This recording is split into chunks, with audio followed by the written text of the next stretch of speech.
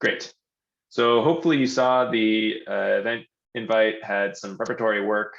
The idea of this was just to familiarize yourself with what GPEC was, some citations and such.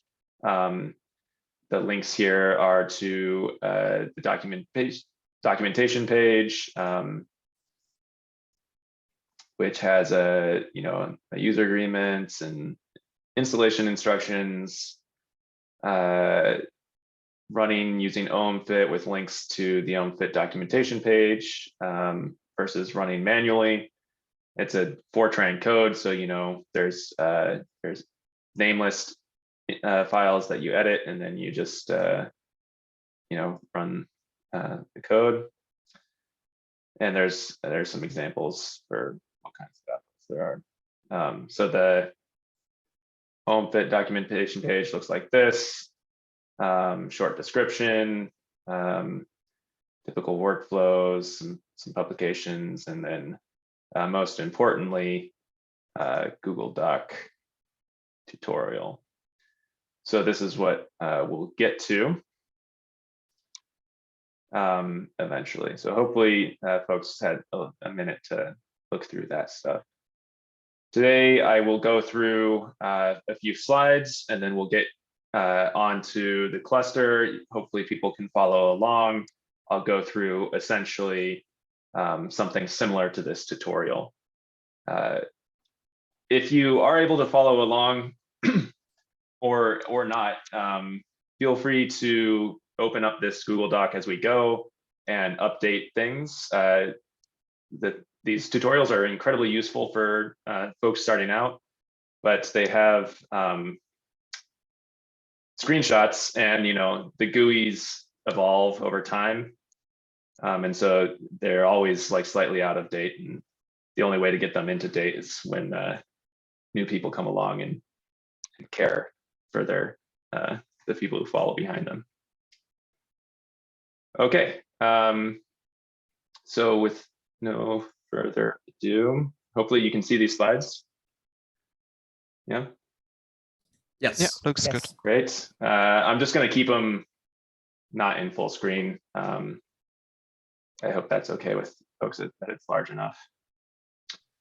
So yeah, so this will be just a few slides, really broad. What is GPEC? Why is it useful? Why should you take the time to learn it? Hopefully it's convincing. So the Generalized Perturbed Equilibrium Code is what GPEC stands for. And its claim to fame is that it's both fast and pretty useful for 3D physics and comparing to experiments. So the challenge that it's addressing is when we're given a 2D plasma equilibrium from the experiment, from OMFIT or anything like that, and we're applying small 3D fields from RMP coils for airfield correction or Elm control, we want to find the perturbed 3D equilibrium, which then can go into transport calculations or plasma response things, or be compared to synthetic diagnostics, etc. We want to have it with experimental applications and to allow us to optimize the fields that we are applying to get the physics that we want out of it, right? So we'll explain some measurements as we go along. We'll look at the resonant current drive. Well, okay, I shouldn't say current drive, the resonant drive of Terry modes on rational surfaces. And this applies to both core ones for airfield correction and edge ones for Elm control. And then the broad, kinked displacements of the field or the flux surfaces, which impact a lot of things. One of the things that it impacts is neoclassical transport, which causes neoclassical toroidal viscosity, and that's a torque. And so that is kind of famous for causing rotation changes when we apply our 3D fields. The approach of the code is linearized, ideal / kinetic MHD. And we'll get into the differences there. So it's decoupled between toroidal harmonics. So the very first step of running this code will be choosing what toroidal harmonic you care about. Is it n equals 1? Is it n equals 3? And the linearity implies linear superposition. So it's very nice when we can run one case with a coil on the top of the machine and another case with a coil on the bottom of the machine. And then we can just arbitrarily, put a factor in front of one of them and add them together to figure out different combinations of coils.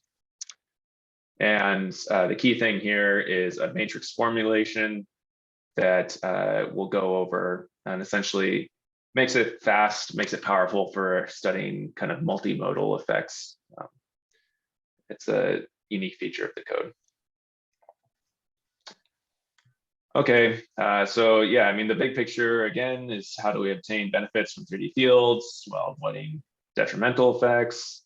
You want to manipulate the multimodal response, by which I mean you're not just caring about like the 2-1 response in the core or something like that, and you're not just limiting yourself to a single dominant mode. A lot of codes find like the least stable mode or something like that, a single eigenmode. We're not going to do that. We have a full response here. So then we sort all the applied fields by their impact on the plasma, and then we can say which fields are the most important for what we care about, and then we can ask ourselves how to make those kinds of fields with the 3D coils. So again, I'm pointing out the matrix formalism. So what does that mean?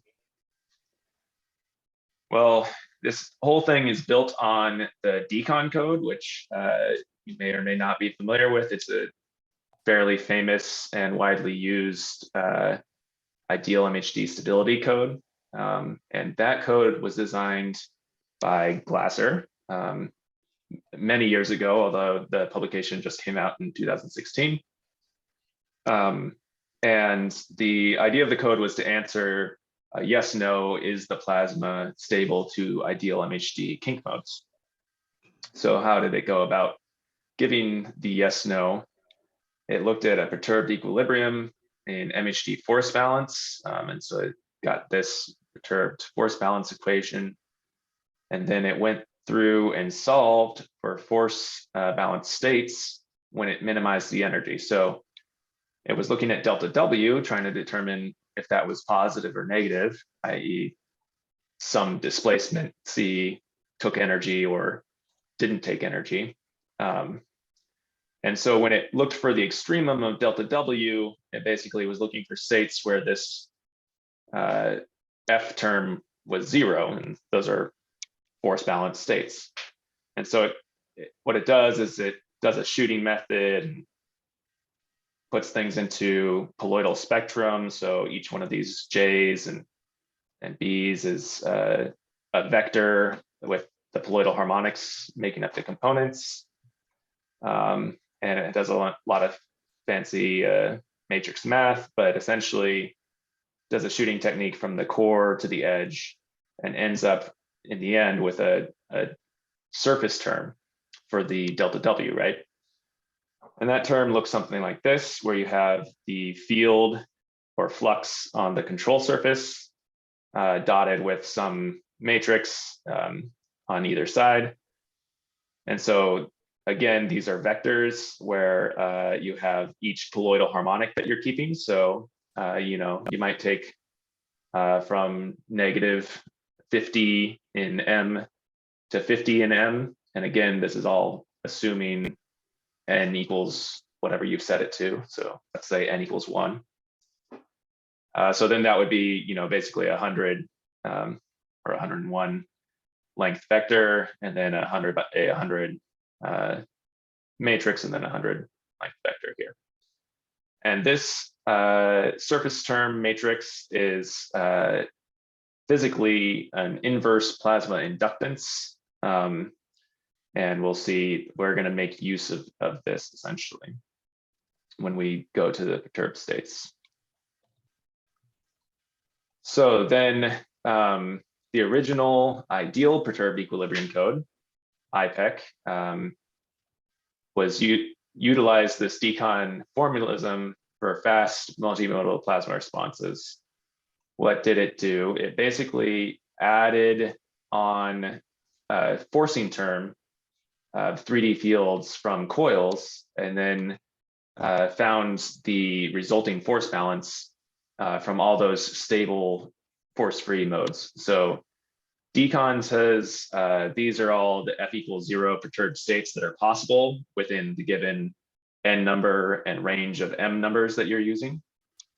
And then you say, well, I'm going to force with this spectrum of m, and forcing, some of those modes are more stable, so they take more energy to force. Some are less stable, so they take less energy to force.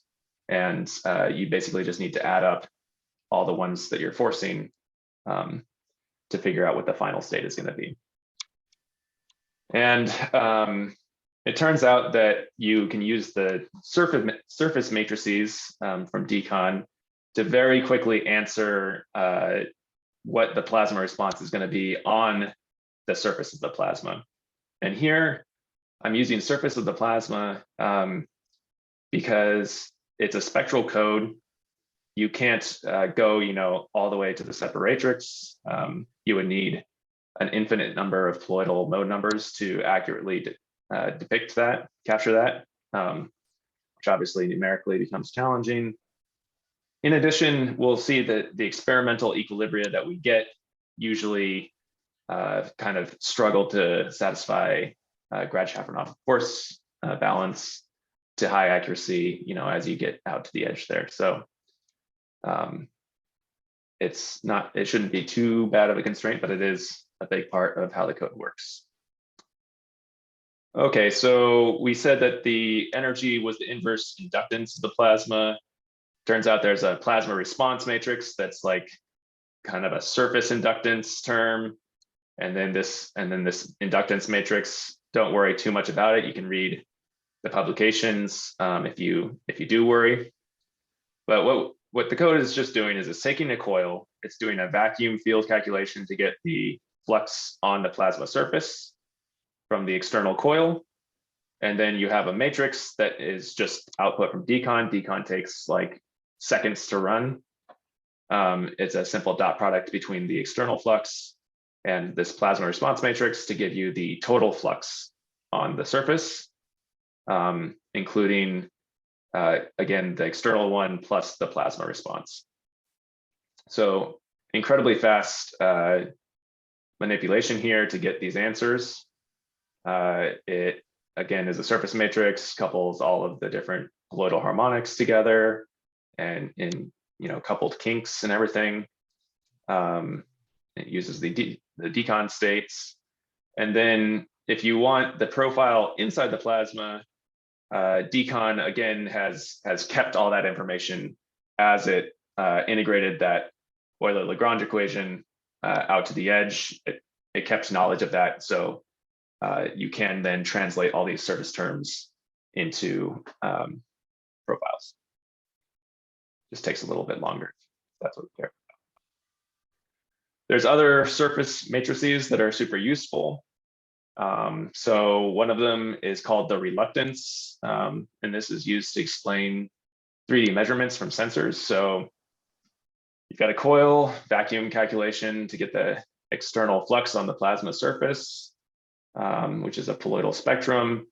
You use this matrix of the reluctance. It tells you the effective perturbed perturbed current in the plasma. It's kind of something that people don't talk about the reluctance very much. But if you think about what a sensor out here is measuring, it's measuring perturbed currents in this plasma, which are creating then perturbed vacuum fields, right? Just like this I went to this flux, this I goes to this flux. And so again, that's a super quick calculation and is helpful for synthetic sensors. You have the plasma response for the total field, And then we do have this coupling matrix, and this is something that people use a whole lot because it's super helpful physics for optimizing 3D fields. This matrix relates the external flux on the plasma surface to the resonant current on each rational surface inside the plasma, and these dotted lines here are meant to show that. So there might be like 4 of them within, from the core to where you truncated at the edge. Might be like 4 n=1 rational surfaces. And because it's ideal MHD, there's perfect shielding of the perturbed field there. And so there's like a, on the 2-1 surface, there's a 2-1 surface current that's doing that perfect shielding. And we use that as a metric for, how much resonant drive there is that might then cause tearing. Obviously, it doesn't have the tearing physics in it, but it's a metric that's worked very well in the past. So I'm going to take a few moments to go and explain the details of that, because I think a lot of the folks in this class are interested in it. And there's also terminology that is used in a lot of the publications that warrants explaining. So the terminology that I was referring to is that of the dominant mode, which is kind of the leading air field correction metric for ITER, and has been proven to be very useful on a lot of different machines. So the way we look into this and arrive at this is we use the linearity and speed of our ideal MHD calculations to get a resonant coupling matrix. So in a single run of the code, the code, it just loops through and applies a unit vector for each poloidal harmonic of external field, and then does the response calculates what the rational current, resonant current on each surface is, stores that into a vector, and then starts building up this matrix, right? And so eventually you'll have a matrix that is the number of rational surfaces that you have by the number of colloidal harmonics that you're using in your calculation, and it relates any given external flux. So now you say, my coils look like this. They make this full spectrum of flux. This is how much current it makes. So once you have this linear coupling matrix, you can do an SVD, singular value decomposition of that, to get an orthonormative basis describing all of the space of external flux that drives any resonant current. The first singular value of that tends to be much larger than the others. And when that's true, we say that the first singular vector is the dominant mode. What does that mean? That means that basically however much your applied spectrum looks similar to that spectrum is how much resonant current it's going to drive, because that eigenvalue is so large that that's really all that matters. So we call then the overlap or coupling of your coil essentially the measure of how much external field dominates as the dot product between whatever you're applying from your coil and this dominant mode.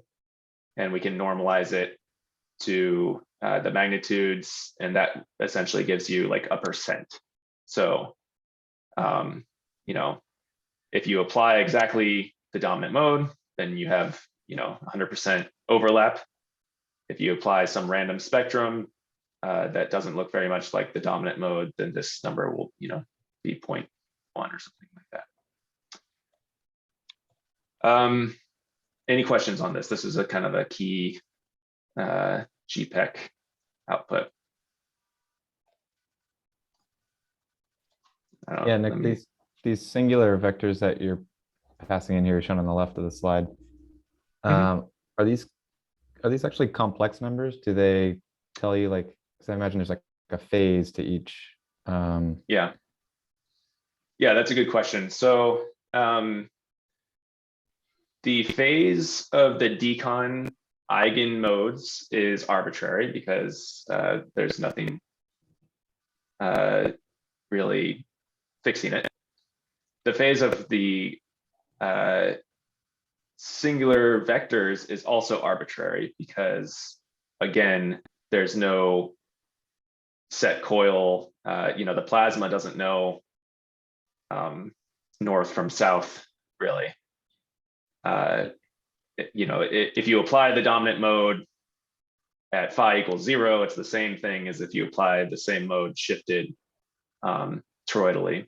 The plasma is going to respond the same. It'll just the plasma response will be shifted, and Okay. so that's this dot product. You're right. I didn't mention each of these vectors is a component for each m. Those components are complex. So yes, this is a complex vector because it has the phase relation. So if the dominant mode was like a 2-1 mode at phi equals 0, and then half as much of a 3-1 at phi equals 90, and you applied a 2-1 at phi equals 0 and a 3-1 at phi equals negative 45, you would not be applying the same spectrum. Awesome. And so, yeah, your overlap would not be 1, right? Okay. So Thanks. Yeah. the complex numbers are used to represent the phase, and the relative phase between the components in the dominant mode matters. The absolute phase of the dominant mode does not, and Right. this dot product captures that. Okay. Thanks. Great question. Okay. Again, we'll see this in practice. So the most highlightable application of this, I guess, is showing that it's possible to separate the edge and the core resonances. So I stole this figure from a Nature Physics publication by John Q. Park. And it's K-star data. So the idea here, the physics here, is that airfield compensation should be related to how much resonance you're driving in the core, and Elm suppression should be governed by how much resonant field or how much resonance you're driving in the edge. And so we basically take this matrix that I was showing before and just cut it in half, designating part of it as core coupling and the other part as edge coupling. So, just cut it like right around here. So you have like two surfaces. You have a 2 by m matrix for the edge and a 3 by m matrix for the core, or whatever, depends on how many rational surfaces you have. So when you do that, you can come up with a threshold that you think is going to cause locking with the core overlap, and a threshold in the edge overlap that you think is going to cause Elm suppression. And then this is a complicated coil space where the radius is an amplitude, and going around is the phase of one of the coils. There's other coils on, but the point is the code can very quickly map this out, this green, blue, red area, where red is core overlap is too high, blue is edge overlap is high enough, and green is neither are true. And they went through experimentally and did these ramps that you see here, and found Elm suppression at the blue X and locking at the red X. And you can see the experiment traces out a very similar arc here. And they even were able to go in this non-resonant space and then back around this and then catch this Elm suppression window that you never would have gotten trying to ramp straight from 0 out this way, because you would have blocked first. So pretty cool results and very useful. So we'll definitely look into how to make that kind of plot in the tutorial. Just another example of this reluctance thing. It's a little harder to understand.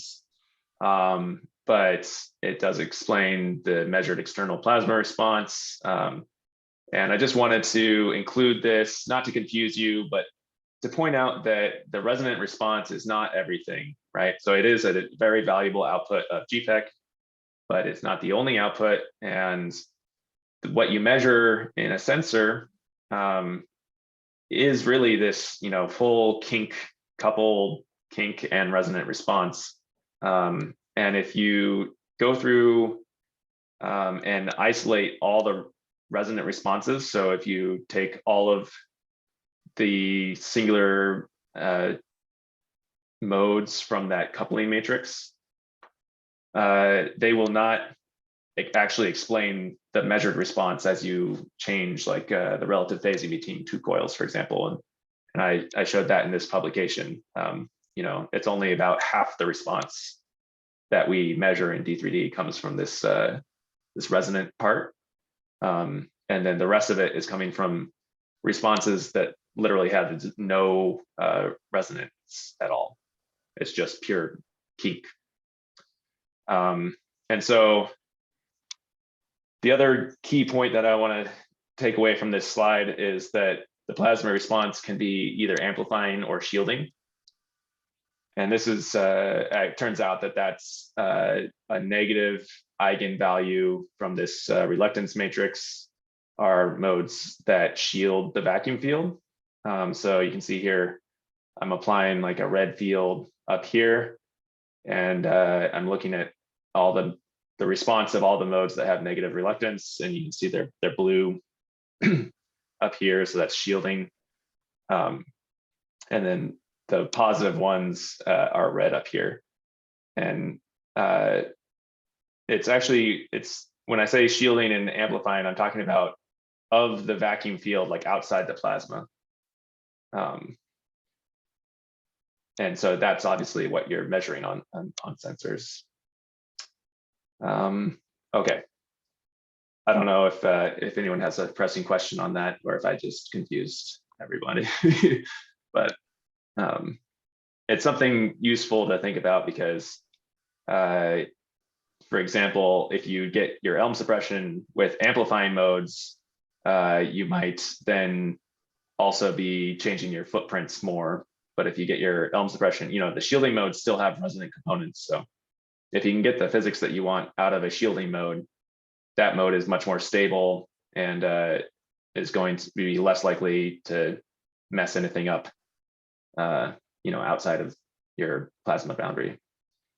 So that's kind of the intuition there. Moving on.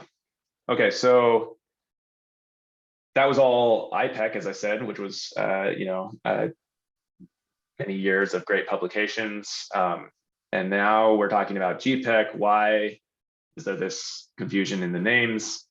Well, essentially, somewhere along the road in my thesis work, I calculated the neoclassical effects of the perturbed fields in order to calculate this NTV thing that I said is, experimentally observed breaking. And what we did was we closed the loop. So we took all the neoclassical effects, which is, so it's a torque, which is a force. Turns out you can build a whole matrix of these things and essentially calculate what the perturbed neoclassical force would be given any perturbed field, and then include it in the force balance. So if you do this, you can go through essentially a very similar process as the original decon to turn it into a surface term, get all the force-free states that include kinetic shielding of the response. And then you get a slightly different perturbed equilibrium when you apply a field. You still have similar matrices, you still have the plasma response matrix to get from your external field to your total field. Still have a reluctance, but you have a new a matrix now that is quadratic in the applied flux. Again, it's something like the matrix that we got from decon. You don't really have to worry about it. Just it's a torque response matrix. So given an external flux, this tells you exactly how much torque you have for the NTB torque. Turns out there's a whole profile of these matrices, so you can get the torque at any surface in your plasma. That's useful. The key thing about it is it's now quadratic in the applied flux, so it can't be, simply added up if you have like multiple coils, like all of these ones were linearly combinable. But that's okay, we can deal with that. It's still pretty fast to do 2 dot products. And you can reduce it then to a coil response matrix where these vectors now are the currents in each coil, right? So that's basically just, the coupling from the current in your coil to what spectrum it applies. And so then if you have 3 different coil arrays like we do in D3D, this is just a 3x3 matrix, and this is a 3 vector. And it's very easy then to get the torque that you expect from any given current in your coil for the given toroidal mode number that you've chosen. Okay, again, this can be broken into edge and core quite in the same way. And then you can ask yourself, what's the best combination of my coils to break the core rotation but leave the edge rotation, or vice versa. So that's all in this publication here. Here's just an example. And the reason I'm bringing this up is just as, again, an example of how, things that can be pretty complicated and actually take a lot of compute time. Once you get it down to this control surface matrix, then everything's super easy, right? Once I have this 3x3 matrix, I can do an SVD, and this immediately tells me how much current to put in each of these coils. This is the upper I coil, lower I coil, and C coil. It's like a mid-plane coil in D3D. And so if I applied, a lot of current in this coil, a lot of current in this coil with like kind of a 90-degree relative phase from this one, that's what the arrow implies, and basically ignored my C coil, that would be the best coil combination for Newton meters of torque in the edge per kiloamp that I'm applying. These are just fun 3D pictures that we can make as we go along, showing the plasma response to this combination of coils, and then the coloring contour inside the surface is the NTB torque. And so you can see it's concentrated in the edge where it's yellow. For this one's the most core concentrated. It's a broader distribution of the torque in the edge. So yeah, complicated things become easy once you get the matrix. That's my whole overview, and we'll get into some of the specifics and actually go through running some stuff. Oops, yeah, this is still that from K-Star. All right, any questions before we get hands-on?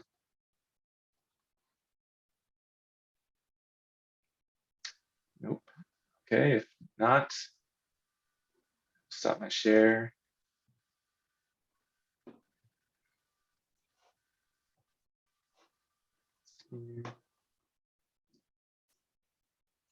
Okay, so hopefully folks were able to get access to the code and access to OMFIT. We will be doing this in OMFIT. It doesn't mean that you have to. I will point out what OMFIT is doing, and you can do everything that it does manually if you wish, but it's very helpful for getting plots quite quickly. Okay, so this is me working on Iris. If I were here, I could type OMFIT and it would open up OMFIT. You can actually do -M and then GPEC, and it'll open up OMFIT with the GPEC module already for you. I've already done it. Right. Have it here. So when it opens up, if you haven't done the -M, you would go to File, New Module, or sorry, Import Module, and then you would choose GPEC from the list. Yeah, it would look like this, right? So it loads GPEC. This is the general interface. Actually, can I get a quick shout out? Is anyone here completely unfamiliar with OMFIT but never seen it before?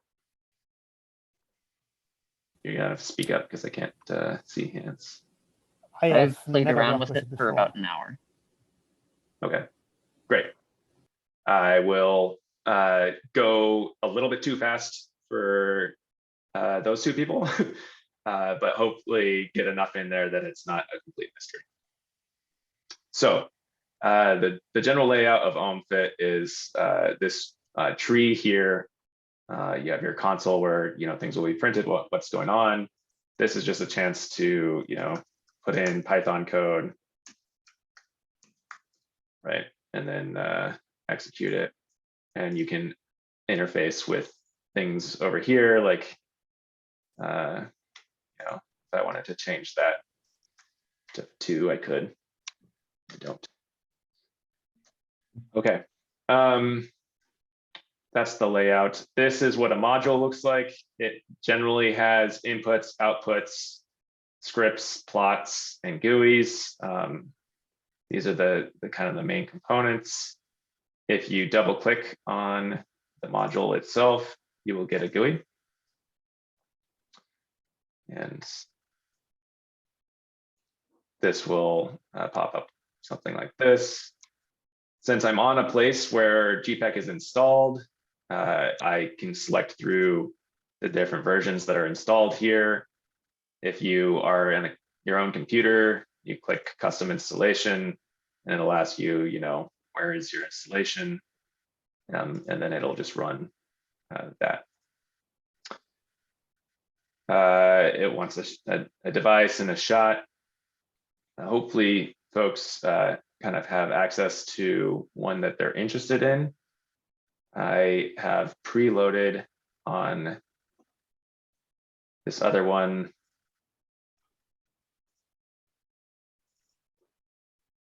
a GPEC example, which I forgot the shot number for, so I'm just going to copy that. The shot is only for your own sanity. GPEC itself does not use shot numbers or times. So you can put in zeros on both of those if you are using a model equilibrium or something like that. Okay, so what's happening here? It is now displaying some of the items from the name lists. How does GPEC work? It's essentially a collection of Fortran name lists, one for what equilibrium you're using, one for controlling decon, one for controlling the vacuum calculations, GPEC, etc. There's many things in these. They're ASCII files. If you push spacebar, you can edit them as if they're ASCII files, right? And then they get stored back into OMFIT. That's fine.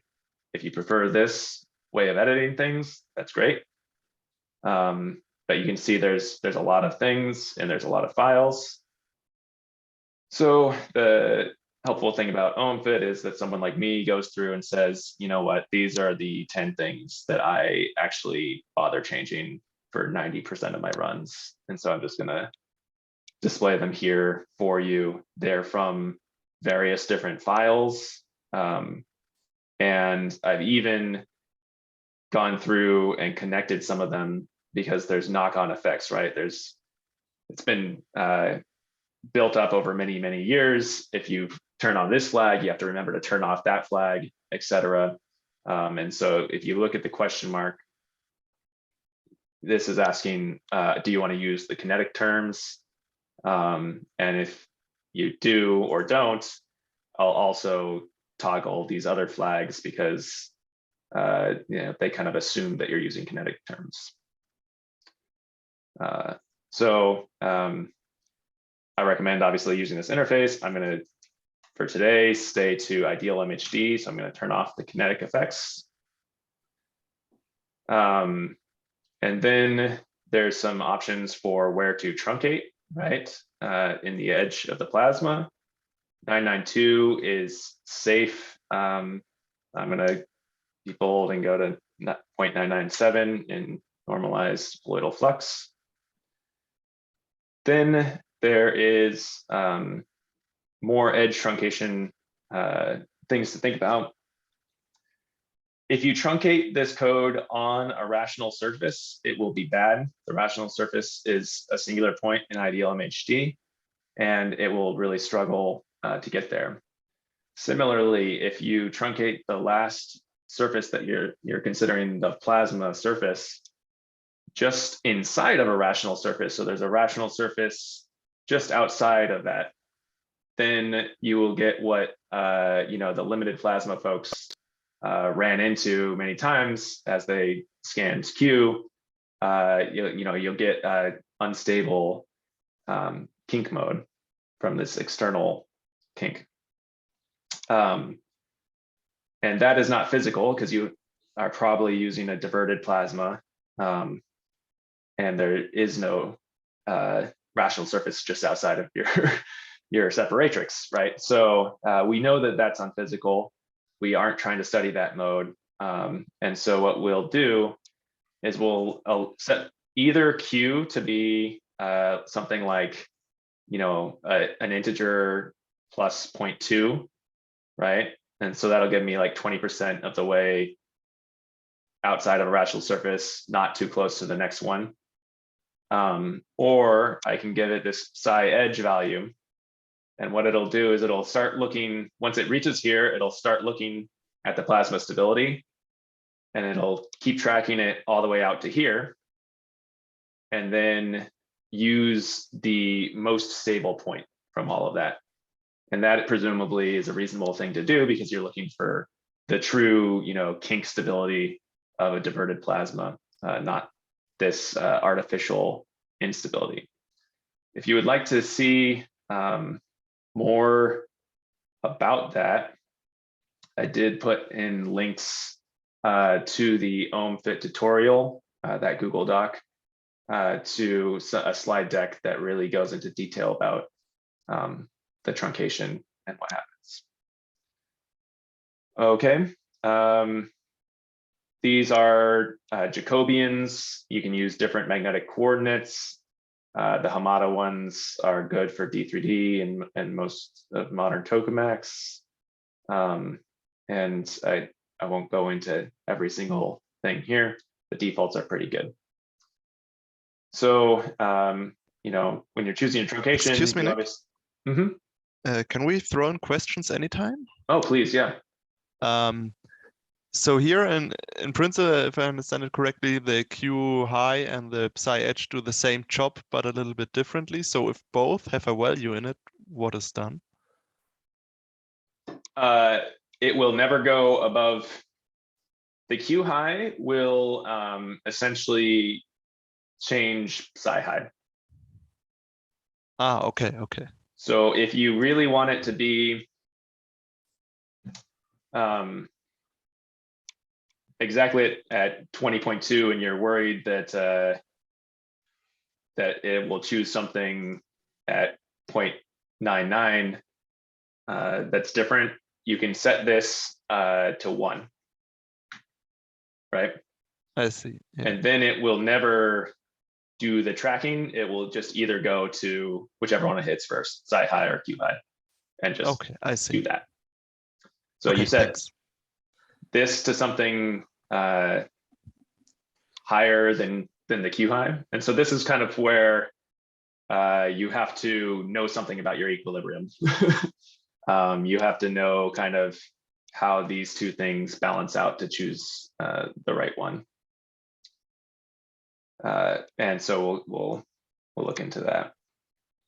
Sometimes in the past, these are actually relatively new features of decon. For many decades, there were other ways of doing this, and these actually are relatively new. So there's a little bit of a balancing act, as you point out.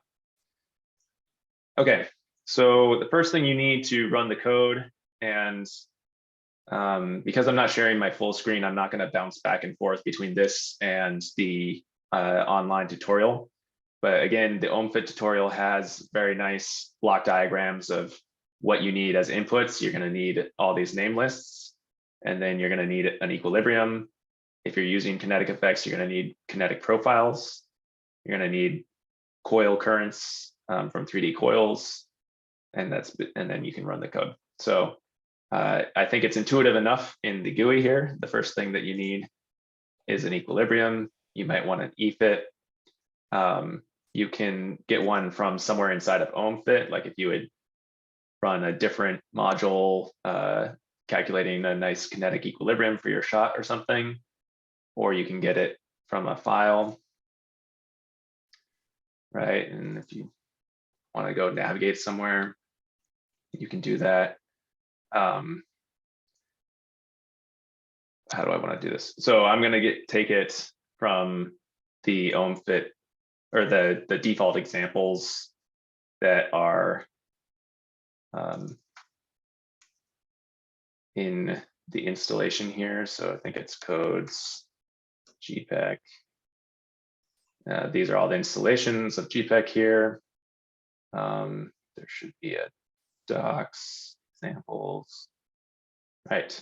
The D3D ID. And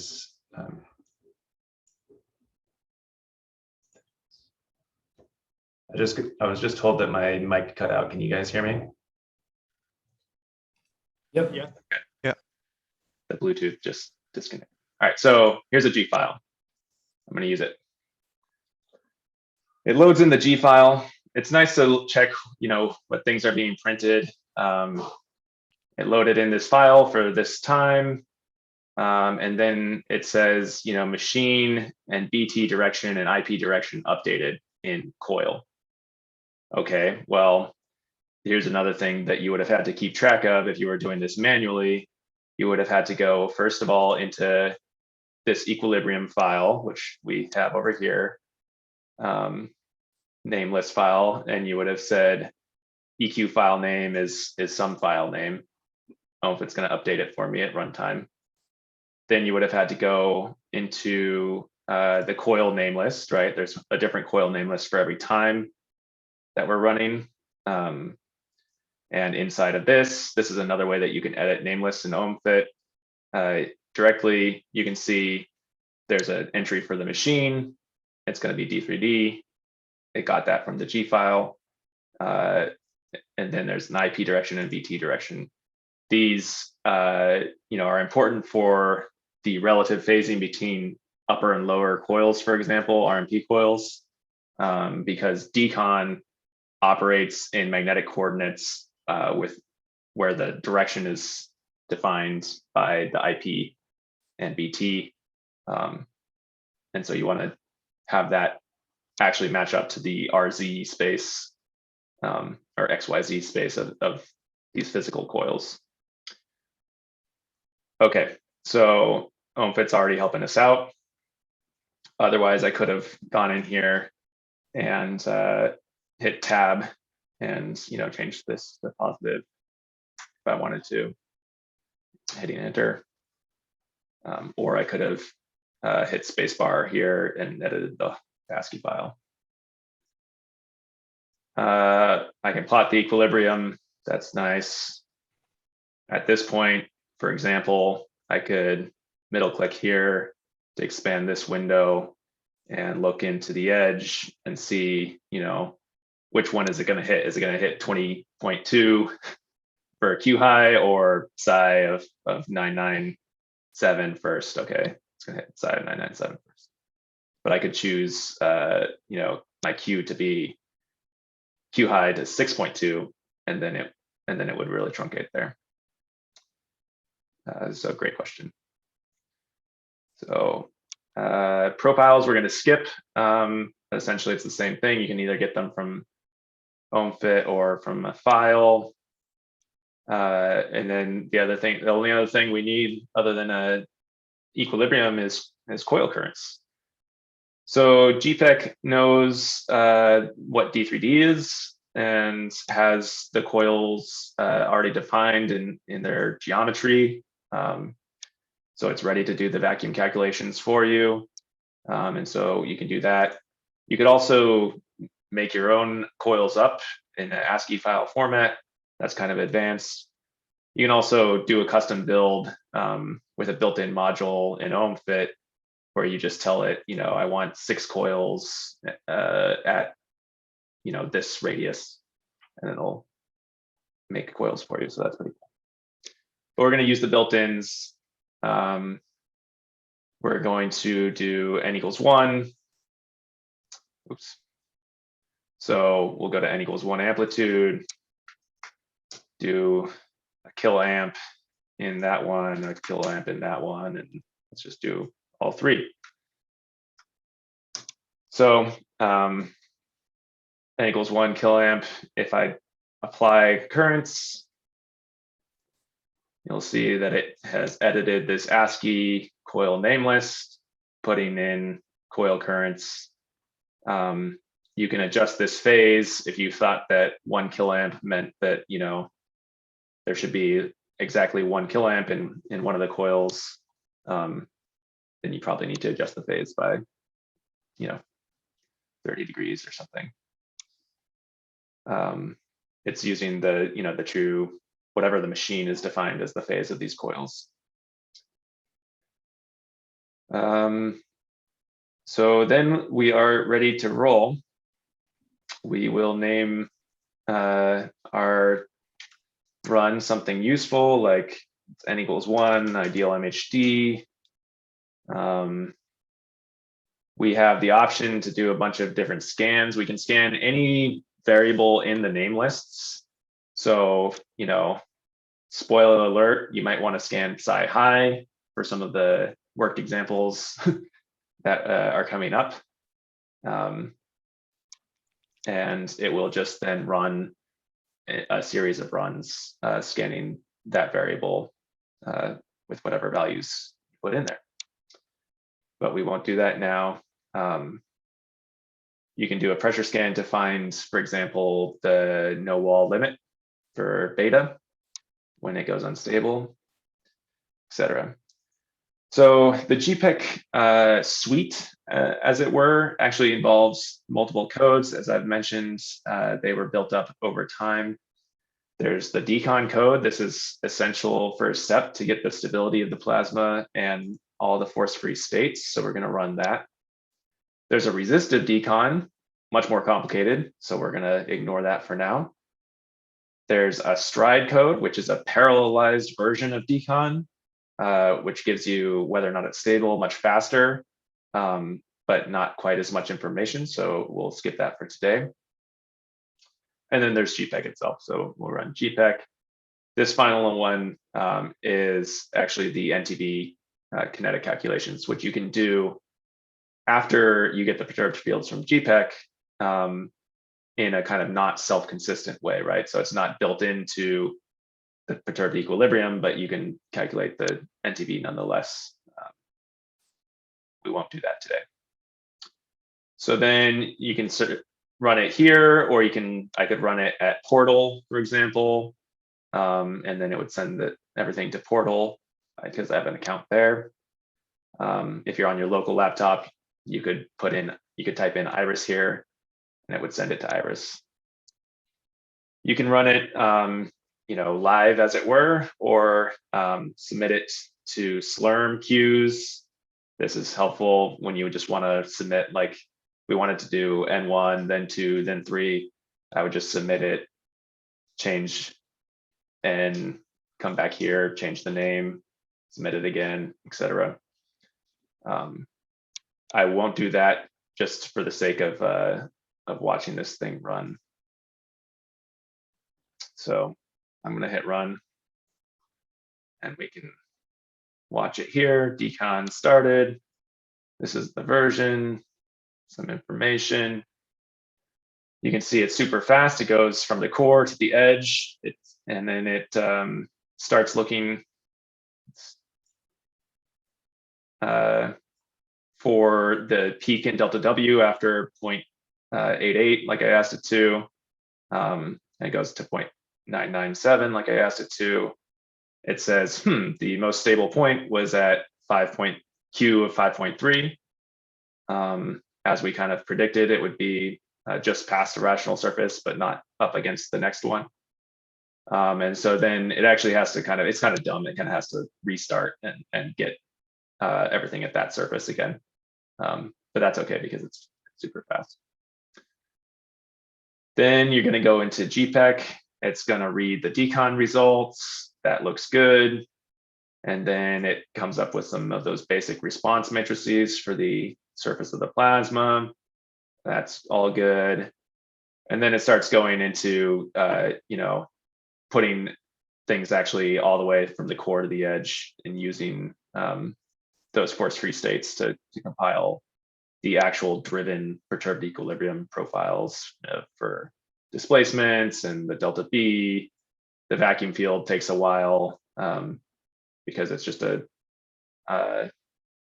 serial B sub R calculation from the coil geometries. So instead of watching this run, we're all very busy. I've got another one with results loaded. So I ran a bunch of cases here. When you run it, what does it do, right? So like I said, it sends the input files somewhere. I should actually have pointed that out. All that OMFIT is doing is going to a random scratch directory, copying my inputs to there, right? So it's copying all these name lists in my equilibrium file.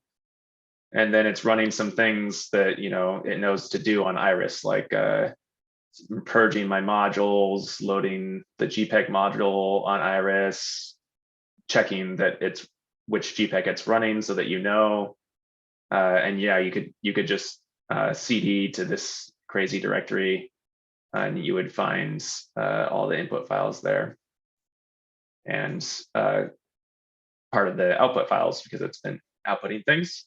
When it's done, all it'll do is rsync all of that stuff back to the local area that OMFIT is running, and then load the files into the tree. It will load them into the outputs tree here.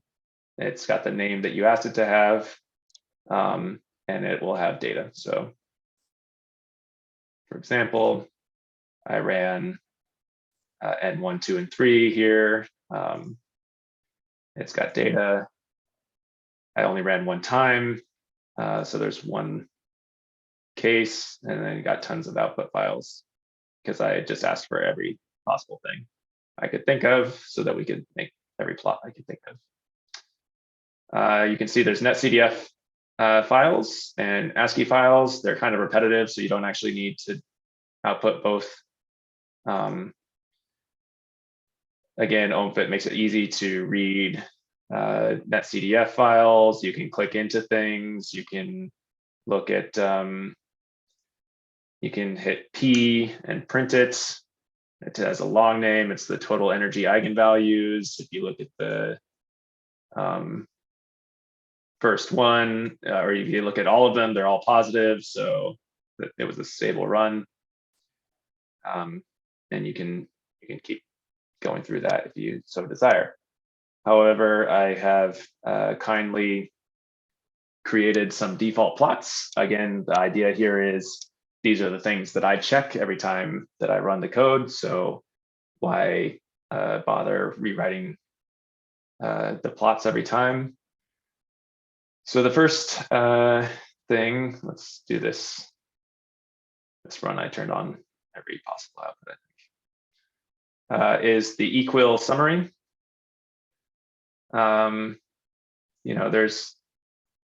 There's a flag that's required for this, but it shows the safety factor F and P profiles from the GEQ disk. Decon goes and calculates its Grad-Chapanov thing. So this is just checking that all the internal splines of decon make sense. The thing I want to point out in this plot is here. So this is the log of the Grad-Chapanov error within decon after decon took everything from the OMFIT ASCII file and made its own internal splines. And this black line is meant to be suggestive of like what we would like to see. So these thin lines are the error on each theta. And then this is the integral error, the thick blue line. So you can see that this equilibrium has you know, kind of the desired level of Grad-Chapanov convergence out to 0.8, and then it starts to get a little bit iffy. And really, this is our limiting factor in how far out we can truncate in most experimental applications. So we rarely get to a case where Q is now like 120, and so we're running into computational limits of holding enough colloidal harmonics to capture everything. What we really run into is just that the Grad-Chapanov error from the experimental OMFIT, because it was given on a 249 by 249 grid or something, just can't handle the accuracy that you need. Okay, so I check that, and then I go to decon. I say, how did the stability run go? And these plots should look like these. What they're plotting is the mode index ranked by its stability, and then the colloidal harmonics up here. So with the plasma modes and the vacuum modes and the total. So the least stable perturbation on the plasma surface is an M equals 7 perturbation, essentially. And if I look at the eigenvalue of it, it's positive, so everything's stable. This plot here is looking for interchange instabilities. If this goes through 0, it's not a valid decon run. Really, as this title implies, it's more like if the equilibrium is not so hot, what you'll end up with is large oscillations in these plots. And then that will just kind of suggest that you're like running into numerical noise and maybe can't trust, you know, the Grad-Chapanov solutions or et cetera. Maybe you want a better converged equilibrium. So those are the things that I check there.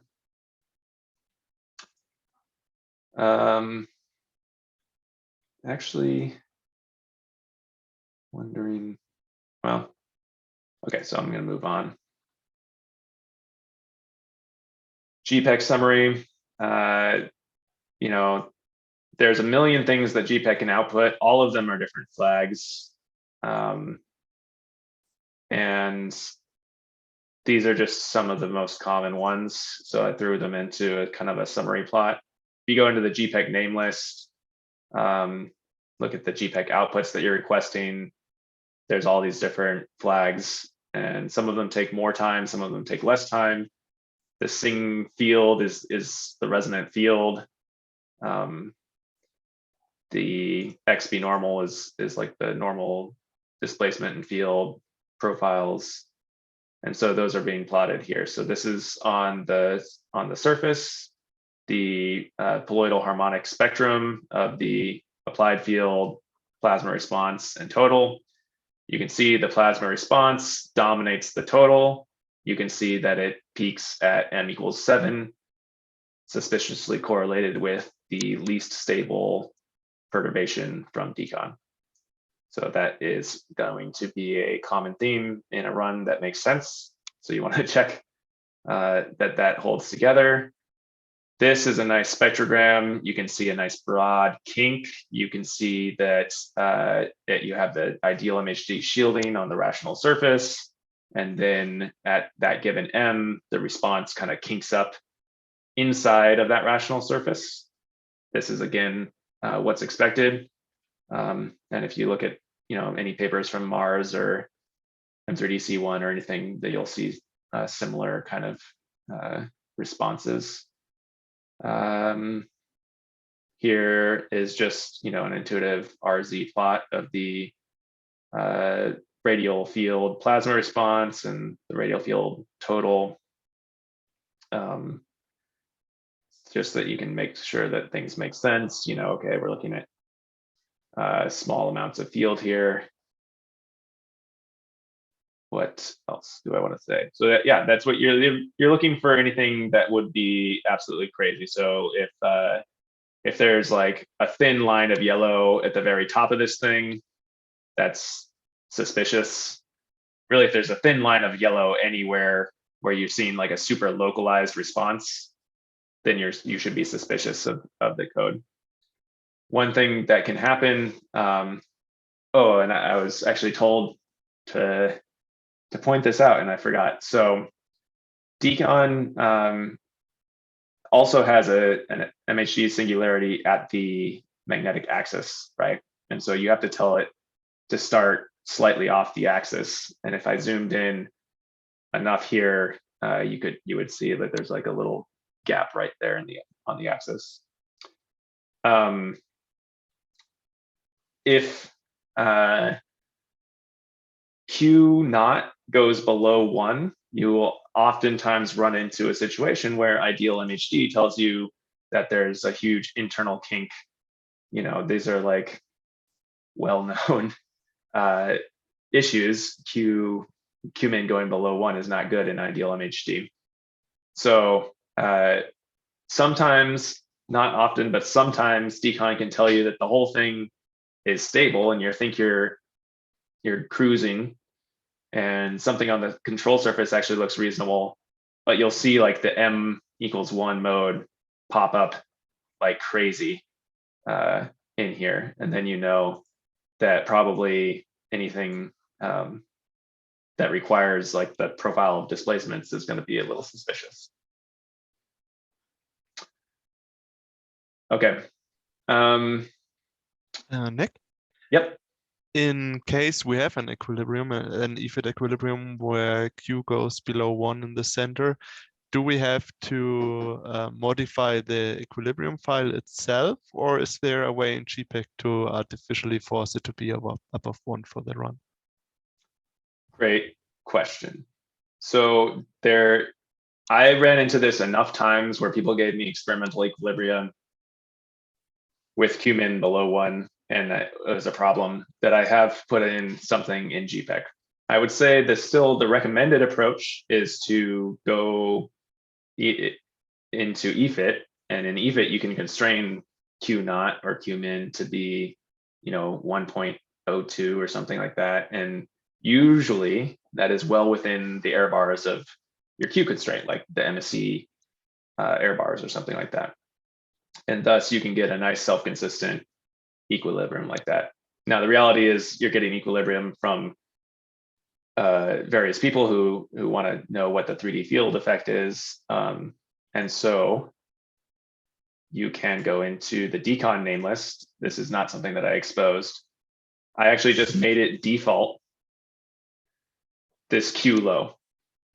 So it will actually start the Decon calculation at Q of 1.02, wherever that happens to be. So if that is a third of the way out in your radius, it'll still do it. And in the Google Doc tutorial, there's a link to slides that I mentioned that show how good of approximation that it is. It turns out that actually it's pretty robust. You can go to like psi of 0.1, 0.2, and the profiles that you're going to get out of out of the GPEC calculation are going to look very similar, even kind of truncating the core that deep. So usually this is good enough. Okay, thanks. Great So question. Nick, what about going, for example, I'm using cheese a lot with for Mars. So what about going through cheese to get an equilibrium with Yep. Q naught above 1? Or for example, like I was, while you were talking, I was going through the same steps with an Aztec subgrade equilibrium, but I get like some warnings about large oscillations or something like that, or warnings to improve the equilibrium. Right. So and, that's probably yeah. that first this the Yeah, Grad-Schaffner error is probably a little high. Yeah.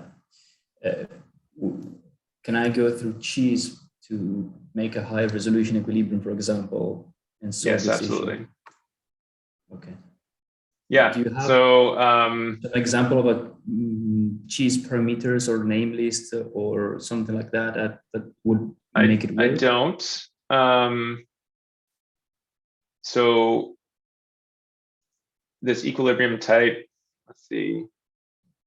Okay, so decon is the thing that reads the equilibrium, and it accepts equilibrium from many different codes, OMFIT just being the one that I primarily use. I can add cheese to this drop-down list, or what you can do is just load the equilibrium as if it's an OMFIT, and then you do have to kind of go into this name list and change the type to cheese. Okay. Yeah. So sorry, I haven't automated that. But Nick, if it equilibrium would be okay, actually, yeah.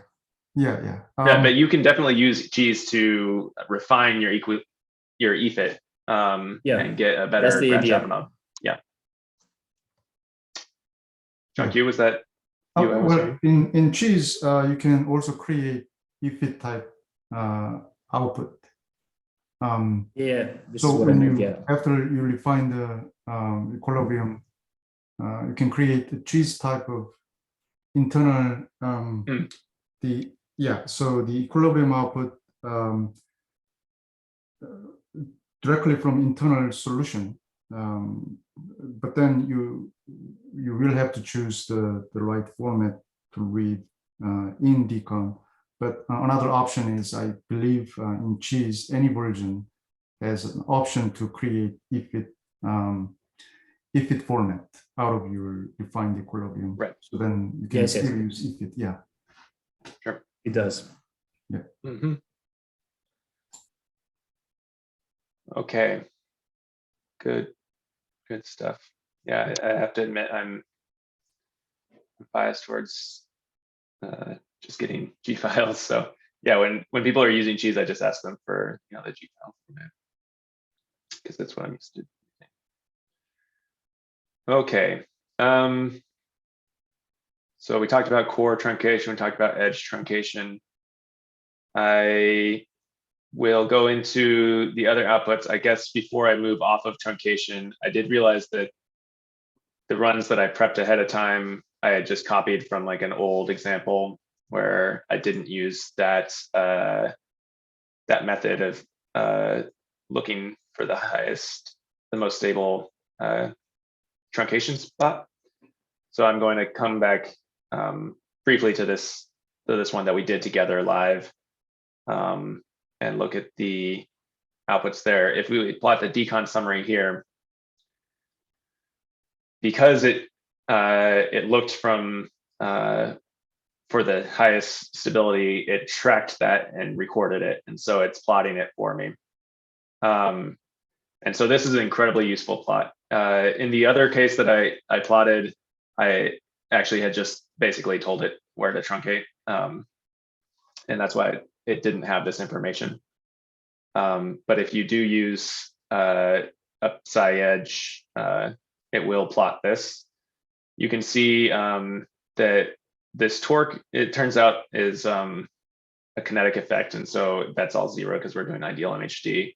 But here's the energy, perturbed energy from decon, and you can see this kind of S-curve oscillation, and this is it going unstable as it gets close to a safety factor of 5. And this is what we were concerned about. And then you can see that it becomes stable as soon as you're truncating with the Q equals 5 just inside the truncation. And this is actually, physically what we want. If you looked at the profiles of this, it would not be something reasonable. So yeah, it looked and it found this most stable point here.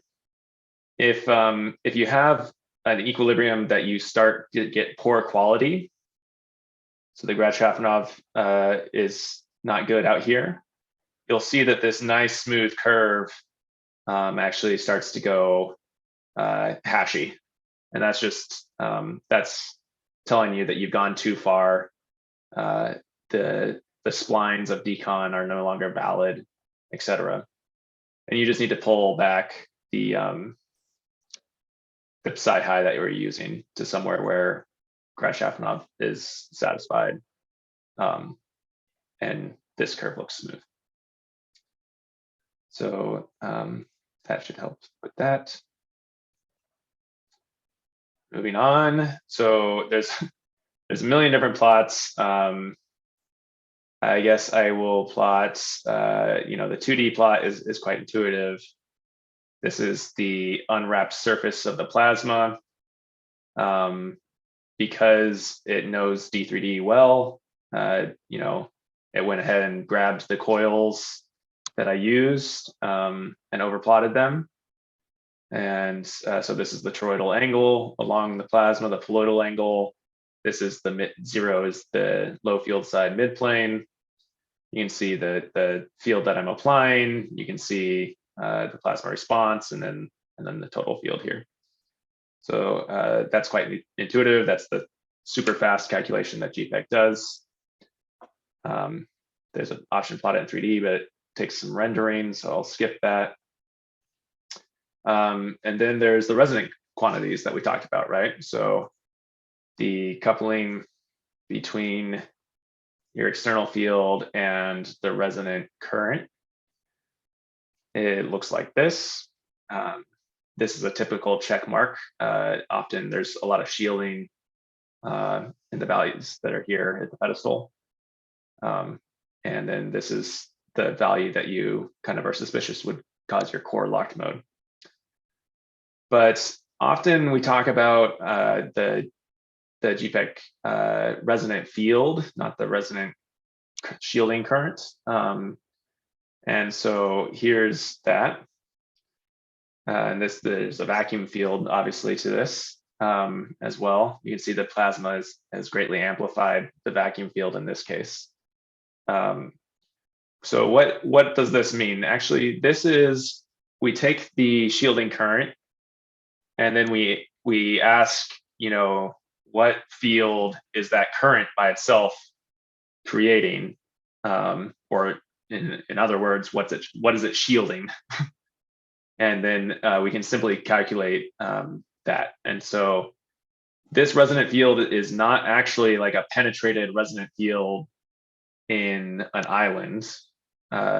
It's not actually in the perturbed equilibrium solution. It is a construct from what physically our model is telling us is there, which is a shielding current. So you'll see in the literature resonant flux or resonant field.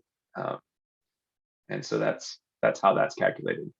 In the same sense, we can use the shielding current to calculate something that people refer to as delta in the literature, which is the jump in the derivative of the psi component of the field. There's a little equation there. It's probably super hard to read on Zoom. So that looks similar but slightly different. You can take the resonant field from effective from this shielding current and then translate that into an island width, like if that was actually the resonant field, then this would be the width of the island. So you can look at that now. Why is an island width interesting? Well, if you got penetration and somehow all of that shielding current disappeared, this would be the width of your saturated island. You can also then look at these widths and ask how close are the neighboring islands to overlapping with each other. And that kind of percentage is called the Chirikov parameter.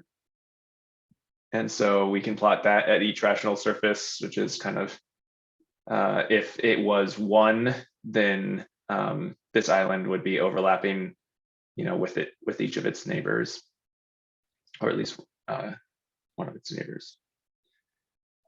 So in Elm suppression, one of the metrics that has been published is the vacuum Chirikov parameter, and requesting that essentially it is above 1 in the edge. So based off of that metric, this case that I ran here is not going to suppress Elms.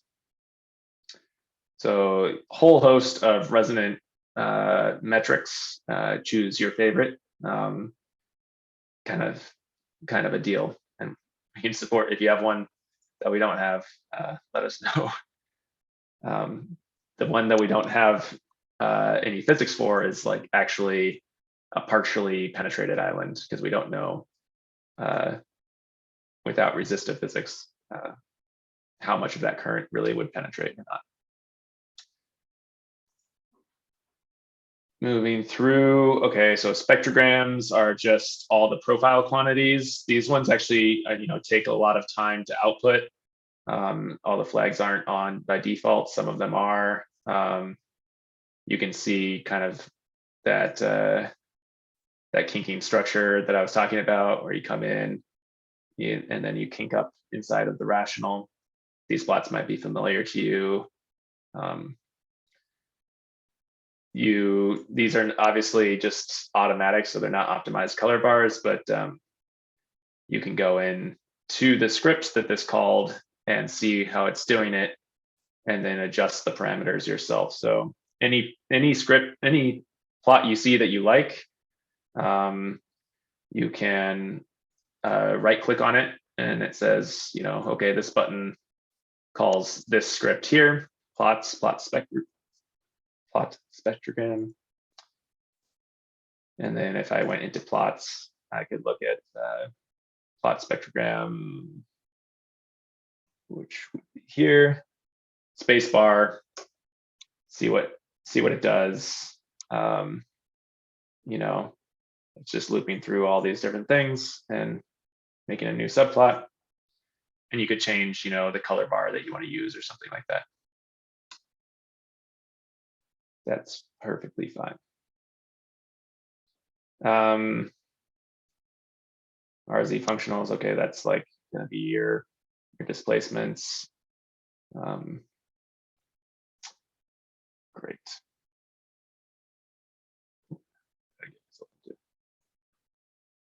I output too many things in this run.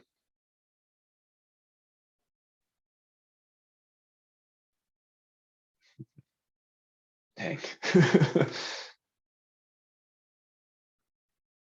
Okay, so yeah, these are pretty plots. If it's a machine that I don't run very often, you might not have like the nice wall lines or something like that, but it will have these Q contours and the displacements, like a toroidal slice of the displacements, and then the magnitude of the displacements. So this is if this is a complex number, then this is the real component in the magnitude. Field, different component of the field, different component of the field, etc. Okay. We're going to get to the interesting stuff and I promise we won't go too much longer. So there's a coupling tab, and you can look at the resonant coupling between this surface and this surface. You might want to look at just the core coupling, for example. And then there's all kinds of information about the coupling matrix. Do you want to plot that? Do you want to plot its eigenvalues? Do you want to look at the dominant mode, right? So here I want to look at that, plot the 1D mode. So turns out that there's only 2 rational surfaces inside of 0.9 in this case. The first one indeed has the dominant eigenvalue, so we'll call that the dominant mode. And it has this structure where it's concentrated on the low field side. And you know, in colloidal harmonics, it's peaked at m = 7, which is already what we saw the plasma response being peaked at. You have like the wavelength of it, so your coils should be roughly that long to couple well to it, etc. There's a lot here. But you can also go through and weight different rational surfaces differently to change that matrix, and you can scan coil currents and phases and make the circular contour plot that we saw in the slides. But I see it's already 1 o'clock, so we've been going for an hour and a half. It's a lot of me talking. At this point, I think the general sense of how to run the code and the primary outputs is there. I'd like to just ask if there's any glaring gaps in what I've gone over, and see what you're interested in. Just a few folks left. Just a quick question, Nick. The coupling tab here, it's blank in my GUI. Is there anything I need to turn on? Yeah, so I would have hoped that it would have a message that says like turn on sing flag or something when it's blank. Okay. But it doesn't. I don't know. Essentially, there's 2 things. It actually, okay, it does. Yes. Okay. Yeah, so you can, in the GUI, you can go and say, I want to output singular coupling. All that would do, in effect, is on in the inputs, in the GPEC name list, when you're choosing what outputs you want, there's the singular coupling that gives you the coupling matrix. There's the singular field that gives you the actual, resonant field at each rational surface. There's an option to do the vacuum resonant field at each surface. So these flags need to be true in order to plot coupling. Okay. Specifically the sync cup. Great. Question. Okay. I have more questions actually. First of all, you mentioned in the beginning that there's actually a resistive version of decon. So is this already like completely benchmarked, or is this something still in development?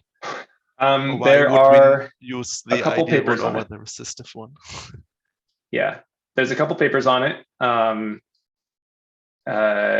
Zhuri Wang, worked with Alan Glasser very closely. The top expert on it, unfortunately, Zhuri left the field. The top expert on it might be John Park, who's on this call. The top user of it right now, as far as I know, is Dylan Brennan. It is much more numerically sensitive, and that name list has many, many parameters to tweak to get the numerics right, in my experience. And it hasn't been too deeply benchmarked against actual experiments. It's been used to predict experiments, and it's been numerically studied. But in my opinion, the ideal response has been benchmarked against experiments, compared to plasma response measurements, compared to the optimal airfield correction, coil currents, many things like that. So a lot more faith in that when it's applicable, obviously. And honestly, it's just much easier to run. Okay, I see. And another question I had, is there already like an interface in the GUI where I could, for example, get my GPEC run and then put in, let's say, some real space coordinates are set and a toroidal angle and get the poloidal flux? Yeah, so, yes and no. There isn't literally those entries. There is diagnostics, and for some machines that I know, I have recorded kind of like the RZ of the wall of the machine. It's actually stored, in here. So like D3D at the wall, right? And so this will create synthetic diagnostics where it interpolates the field, like the plasma response field, to the wall, and then decomposes the poloidal component of it along the wall, right? And then I can do that, and then that's what it looks like on the wall. Here's the amplitude versus theta, and then these little lines are where I know sensors exist on D3D and like what they would, the synthetic measurement they would have. It's not quite the same as the interpolation because of the finite size of the probes and things. I see. Yeah, so it has that as a synthetic diagnostic, and you can look into, again, if you right click and see what script it's doing. Oh, did I just freeze?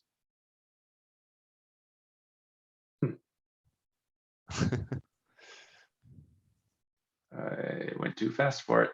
Okay, but you can then look at the script, and hopefully it's annotated enough that you could follow it and reproduce it with your own set of your own wall or position or something. Alternatively, I'll just skip over here since that one's frozen. It's super easy. So presets are nice, but everybody has their own thing that they want to do. So ultimately, if you go into these cylindrical outputs, this has got B, R, B toroidal, B radial, B toroidal, BC, right? Yeah, I see. It's just a 129 by 129 in this case, and it's this data array object. So you could do Control C, and then Control V, Control C, Control V. So if I just want to say BZ equals that thing, and print, it has an interp, right? So Z equals 0, R. So it's a Z by R data array. So I don't know what two is somewhere in there, right?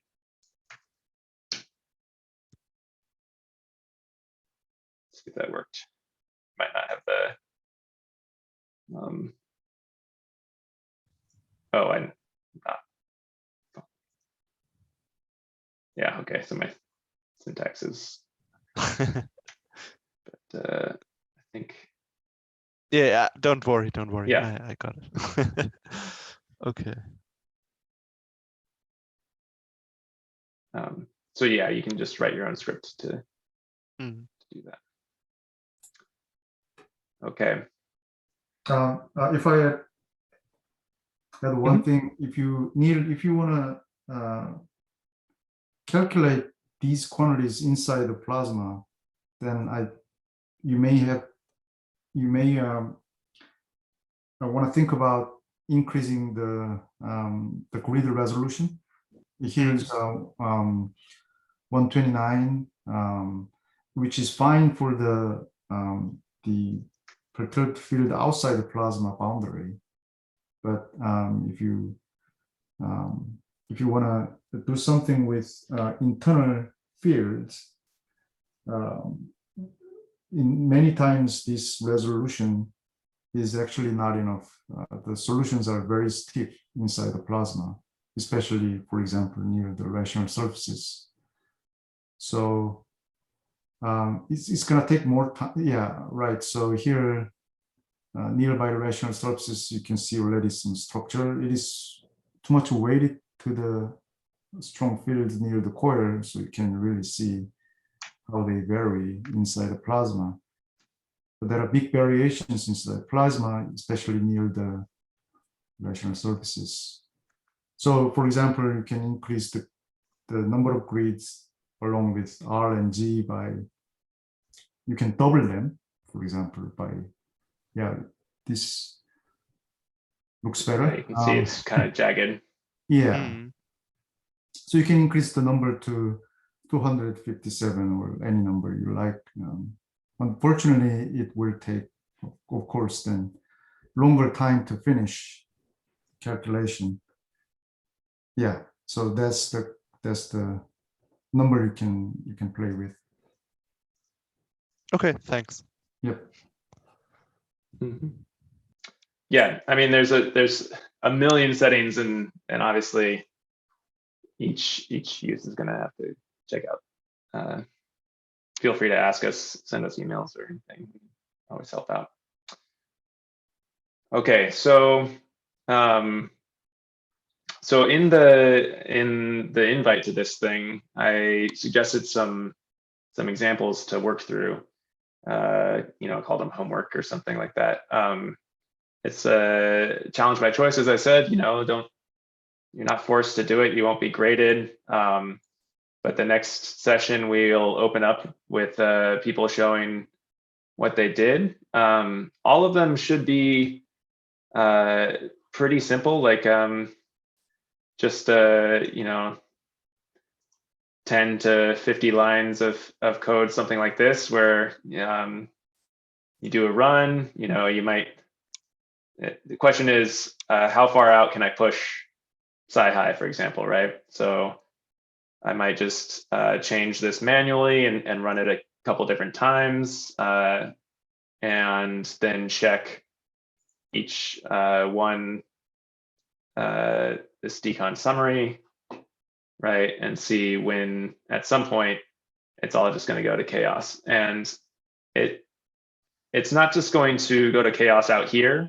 If you truncate out too far, it's going to ruin all of the splines in decon, and thus like it's going to propagate bad results into the core. So it'll be really interesting to see how that goes. And for some equilibria, you can go all the way up 0.999.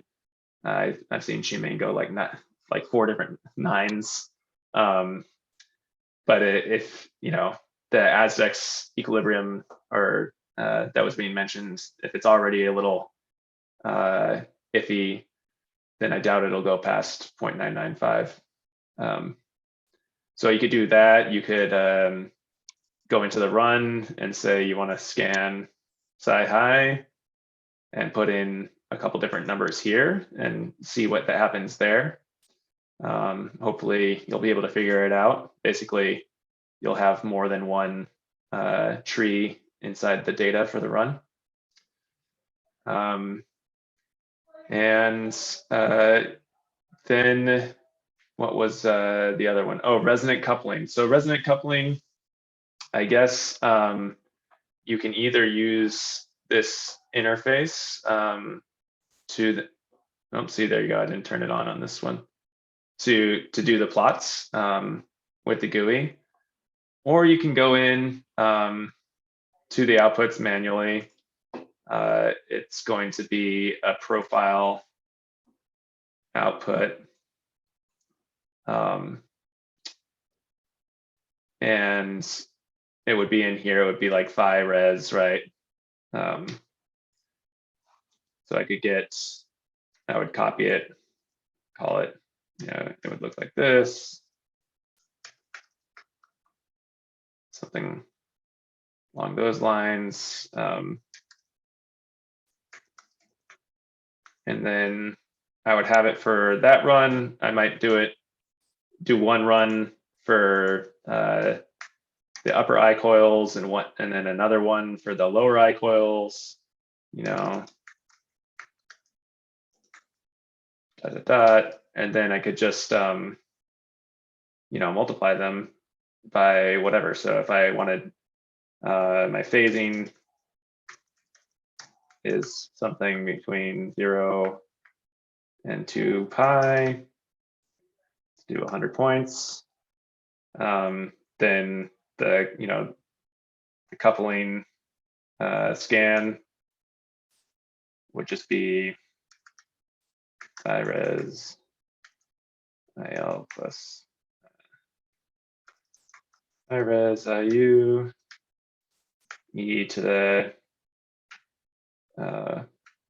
1j, that's I in Python phasing, right? And then I could plot that as a line plot of the phasing for each rational surface, and see what phasing between my coils optimizes like the 2-1,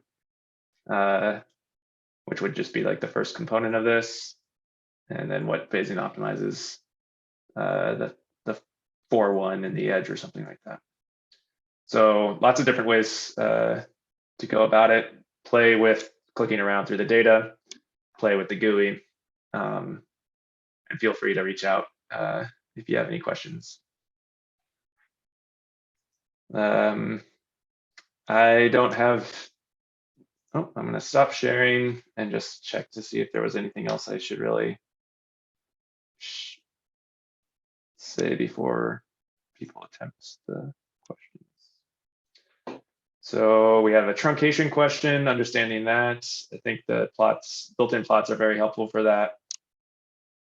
Core and edge resonant coupling for phasings, I just pseudocode demoed that. Estimate the kiloamps, right? So we already talked about that. There's the Cherenkov parameter metric, and everything's linear, so it really shouldn't be that hard to estimate how much current you need to get it above 1 in the edge. And then there's the vacuum Cherenkov and the Cherenkov with plasma response. So see how much those are different. Does that make sense to everybody? Any final questions? 2 full hours. It's lunchtime for me. I apologize for going so long, but yeah, I'm glad folks are interested. Yeah, Thanks, thank you Nick. very much, Nick. Thanks a lot. That was a lot of information. Yeah, thanks. I know it's a fire hose, but it's a starting point, and tomorrow or Wednesday will be faster because we just have to add 1 flag onto it. No slides. All right, see you all Wednesday. Right, thanks again. See you Bye. later. Bye-bye. Thank you. Bye Thanks, bye. Nick. Bye-bye.